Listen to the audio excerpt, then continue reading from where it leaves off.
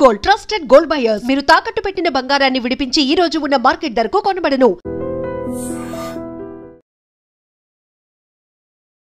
So ఈ మధ్య కాలంలో రక్త సంబంధం అని లేదు, కట్టుకున్న భర్త అని లేదు, ఎన్నో ఘటనలు ఇష్టం వచ్చినట్టు చంపి పోలీసుల దగ్గరికి అమాయకంగా వెళ్ళి కనిపించట్లేదు అని కంప్లైంట్ ఇచ్చి తర్వాత దొరికిపోయిన ఘటనను కొన్ని వందల కొద్దీ చూసాం మనం. సో ఇదే తరహాలో జయశంకర్ భూపాలపల్లిలో మరో ఘటన చోటు చేసుకుంది. సవితి తల్లి తన కూతుర్ని అతి కిరాతకంగా చంపి క్షుద్ధ పూజలు చేసిన నరబలిలాగా సృష్టించింది ఈ కేసు డ్రామాని.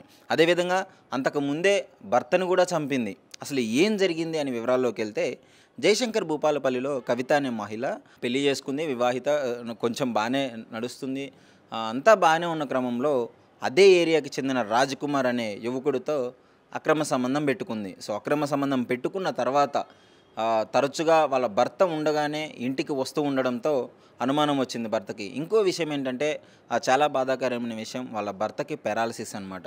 సో వాళ్ళ భర్తకి పెరాలసిస్ ఉందని తెలిసి భర్త బతికుండగానే ఇంకొకరితో అక్రమ సంబంధం పెట్టుకొని, సో భర్త ఉండగానే ఈ విధంగా రావడంతో భర్త నడవలేని స్థితిలో ఉన్నా సరే కొంచెం ఘర్షణకు దిగడం జరిగింది.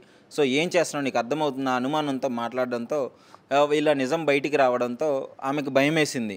సో బయట ఎవరికన్నా చెప్తాడేమో, దొరికిపోతామేమో అన్న భయంతో ఇద్దరూ కలిసి భర్త నిద్రిస్తుండగా తెల్లవారుజామున పిలిపించి, అంటే కాళ్ళు చేతులు కదలకుండా ఆమె పట్టుకుంది. కవిత అనే మహిళ పట్టుకోగానే ఇతడు ప్రియుడు వచ్చి గొంతు మీద దిండి పెట్టేసి అతి కిరాతకంగా ఊపిరాడకుండా చంపడం జరిగింది. సో చంపిన తర్వాత అందరినీ నమ్మించింది, చుట్టాలను నమ్మించింది, అందరినీ నమ్మించింది. పెరాలసిస్ వచ్చింది కదా, హెల్త్ బాగోక చనిపోయాడని చెప్పేసి. ఆ తర్వాత కూతురికి వీళ్ళిద్దరి సంభాషణ కూతురి చెవిలో పడింది. కూతురికి అర్థమైపోయింది వీళ్ళే చంపారు అని చెప్పేసి. కూతురితో కూడా ఘర్షణలోకి దిగింది. ఘర్షణ జరుగుతున్న క్రమంలో కూతురుని మరి ఏ విధంగా చెప్పి నచ్చజెప్పిందో, సో వెంటనే ఆ రోజే కూతుర్ని కూడా చంపేయడం జరిగింది.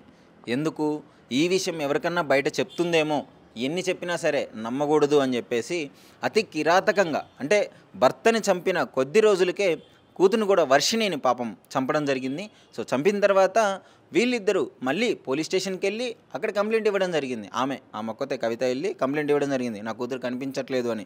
పోలీసులు వాళ్ళు బృందాలుగా ఏర్పడి 4 రోజులు గాలించిన తర్వాత ఈమె మాట్లాడే తరహాలో ఏదో అనుమానం వచ్చి ఏమేదో కొంచెం డిఫరెంట్గా బిహేవ్ చేస్తుందని చెప్పేసి తీగ లాగితే డొంకంతా కదిలినట్టు మొత్తం వాళ్ళ ఫాదర్ కేసు కూడా బయటపడింది.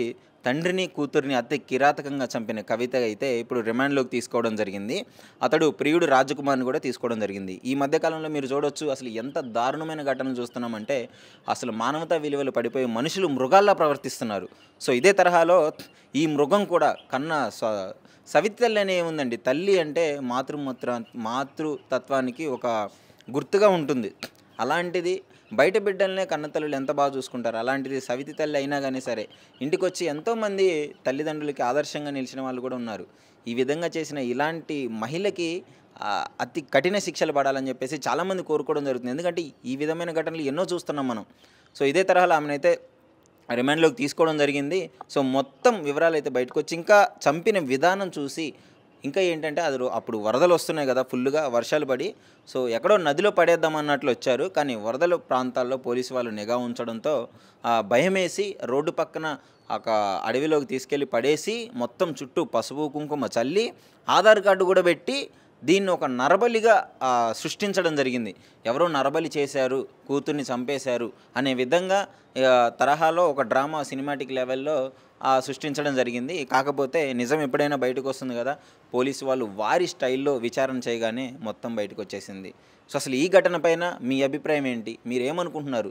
ఈ మధ్య కాలంలో ఇలాంటి జరిగే ఘటనల గురించి మీ అభిప్రాయం ఏంటి అని డెఫినెట్గా ఎందుకు జరుగుతున్నాయో కూడా మా iDreamతో షేర్ చేసుకోండి. And for more videos, please subscribe to iDream. Please subscribe to iDream. Please subscribe iDream. And please subscribe to iDream.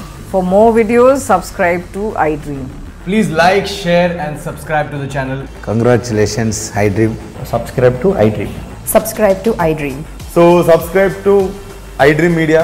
iDream ki iDream team andarki huge congratulations. Please subscribe iDream Media. Please subscribe to iDream. Subscribe iDream. Please subscribe to iDream. iDream అంటే నా కళల channel subscribe చేసుకున్న నోరు తిరుగుతలేదు, మీరైతే గంట గుర్తు కొట్టండి. For more such videos, please subscribe to iDream. Subscribe to iDream. Please subscribe to iDream. Please subscribe iDream Media. Please do subscribe to iDream. Please subscribe to iDream Media. For best entertainment and information, please subscribe iDream. And don't forget to subscribe to iDream.